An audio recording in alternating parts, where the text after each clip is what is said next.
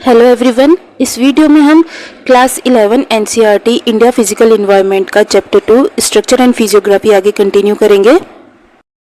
The peninsular plateau.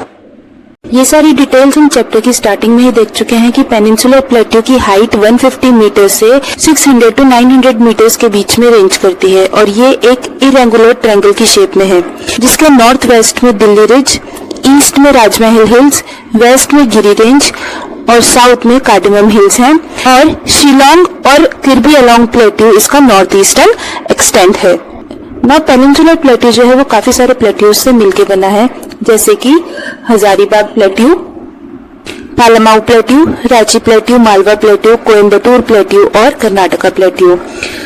ये India का सबसे ओल्डेस्ट और स्टेबल लैंडमास है और इसकी elevation generally west to east की तरफ है, जो कि हमें नदियों के पैटर्न से पता चलता है, क्योंकि पेनिनसुलर प्लेट्यू की mostly rivers west to east flow करती है, यानी कि बे ऑफ बंगाल की तरफ फ्लो करती हैं।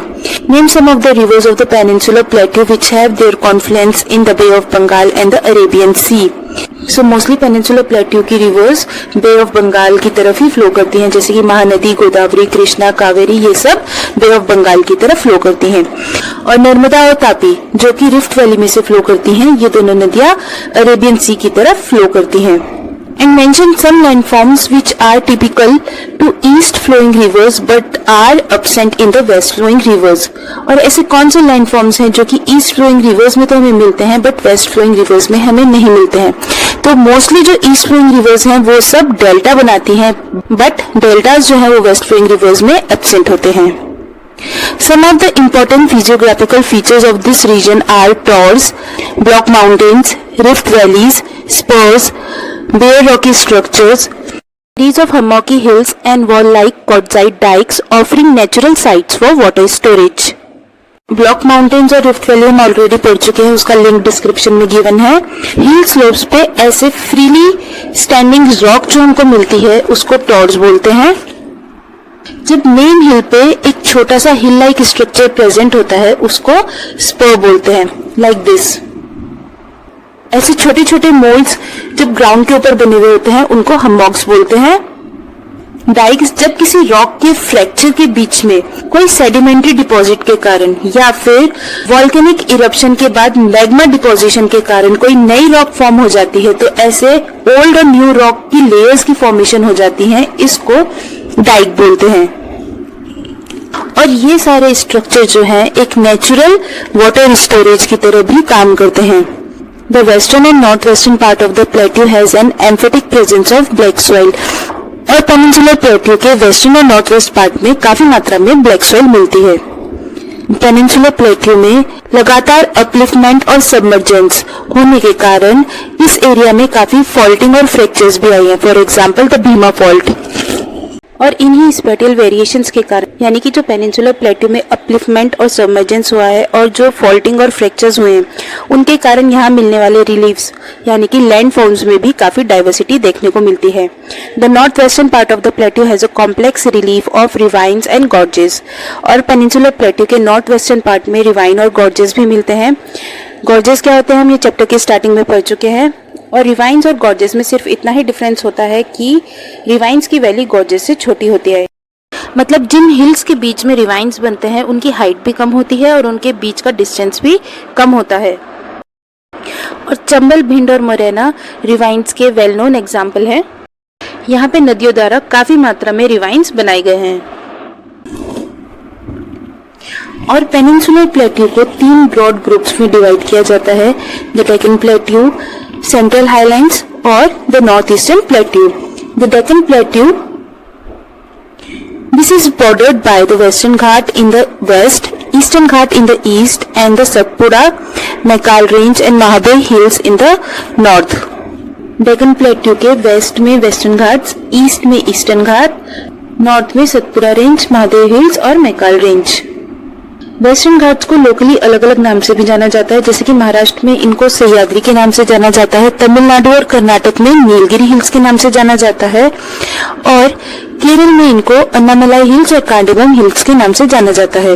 Western Ghats are comparatively higher in elevation and more continuous than eastern ghats। Western ghat की हाइट्स ईस्टर्न घाट से ज्यादा होती है और ये काफी कंटिन्यूअस है ईस्टर्न घाट्स के कंपैरिजन में, क्योंकि ईस्टर्न घाट्स में number of east flowing rivers के कारण बीच बीच में गैप बन गए हैं। इनकी एवरेज एलिवेशन जो है वो 1500 मीटर तक की है और इनकी हाइट जनरली नॉर्थ से साउथ की तरफ जाते हुए इंक्रीज होती है। अनायमुदी जो कि पेनिनसुलर प्लेट्यू की हाईएस्ट पीक है, ये वेस्टर्न घाट्स में अन्नामलाई हिल्स में सिचुएटेड है। अनायमुदी के बाद सेकंड हाईएस्ट पीक है दोदाबेटा जो कि नीलगिरी में सिचुएटेड है। Most of the peninsular reverse have their origin in the western Ghats, और जो पेनिनसुलर प्लेट्यू की मोस्टली जो रिवर्स हैं वो वेस्टर्न घाट्स में से ओरिजिनेट होती हैं। Eastern Ghats comprising the discontinuous and low hills are highly eroded by the rivers such as Mahanadi, Godavari, Krishna and Kaveri. Eastern Ghats जो हैं वो Western Ghats की कंपैरिजन में discontinuous रेंज है और इनकी हाइट भी Western Ghats से कम होती है, क्योंकि ये जो ईस्ट फ्लोइंग रिवर है जैसे कि महानदी, गोदावरी, कृष्णा द्वारा इरोड कर दिए गए हैं। ईस्टर्न घाट्स की कुछ इंपॉर्टेंट रेंजेस हैं जैसे कि Javadi hills, Palkonda range, Nallamala hills, Mahendragiri hills, और ईस्टर्न घाट से वेस्टर्न घाट जो है वो नीलगिरी हिल्स में मिलते हैं।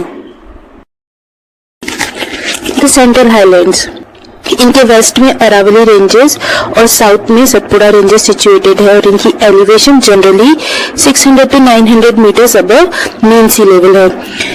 सेंट्रल हाईलैंड्स डेक्कन प्लेट्यू की नॉर्दर्न मोस्ट बाउंड्री भी बनाते हैं और ये एक रेलिक माउंटेन्स यानी कि रेसिडुअल माउंटेन्स के परफेक्ट एग्जांपल है जो कि डिसकंटिन्यूअस रेंज के फॉर्म में सिचुएटेड है, यानी कि इनमें जगह जगह पर गैप्स मिलते हैं।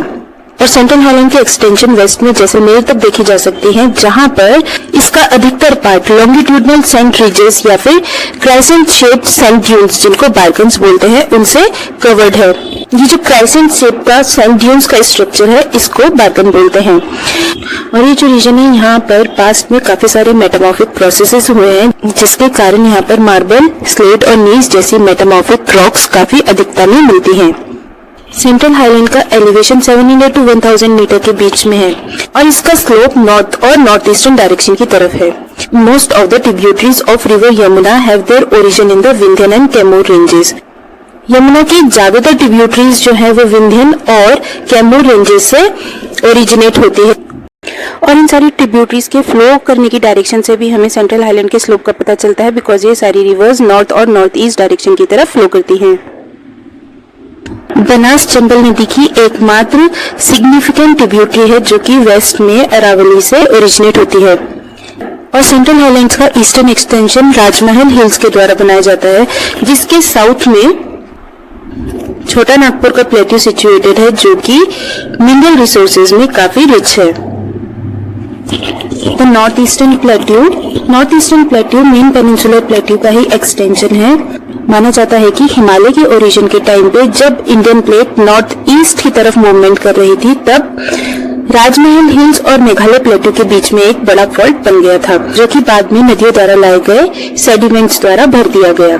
इसी कारण आज मेघालय और किर्बी अलोंग प्लेट्यू मेन प्लेट्यू से थोड़े से डिटेच यानी कि अलग सिचुएटेड है। मेघालय प्लेट्यू के 3 सब डिविजन्स हैं, द गारो हिल्स, द खासी हिल्स और द जैंतिया हिल्स, और इन हिल्स का नाम यहाँ रहने वाले ट्राइबल ग्रुप्स यानी कि जनजातीय समूहों के ऊपर रखा गया है।